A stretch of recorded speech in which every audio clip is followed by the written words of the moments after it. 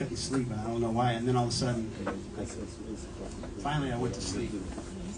I felt myself like, you know, how you see the wormhole in science fiction movies where it's going through. So I'm going through this wormhole really fast. It's really fun. It's really cool. Wow, this is really cool, right? And then, boom, and then all of a sudden I wake up, and I arrive somewhere, and then all of a sudden I wake up. I don't know where I went. And I woke up, and then, like, wow, and I said, what time is it? And I look at my watch, or my clock, or whatever.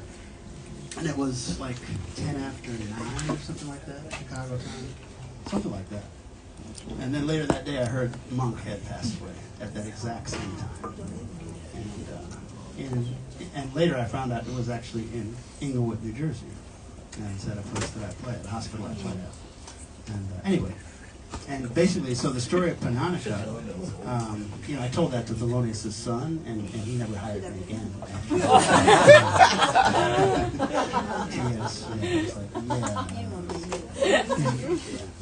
believe you. So, but it happened, and you know, and I told Walter Bishop Jr. that story because I studied with him. He was a piano player that played with Bird, and he said something pretty cool. He said something really positive about that. And anyway, the song Pananica was he used to live, and then I read this new book, right, about Monk, and I found out that Barry Harris, they used to live in the same place by my house in Weehawken, New Jersey, right? They lived this place that was owned by the Baroness. So, Pananica, I don't know how to pronounce it. But anyway, so apparently Barry Harris found Monk unconscious and took him to the hospital. He was in a coma for like 10 days, and then he died at that exact same time. So anyway, I like Thelonious Monk, and I like to think that I traveled with him. You know, I also think a lot of stuff that might not have happened. So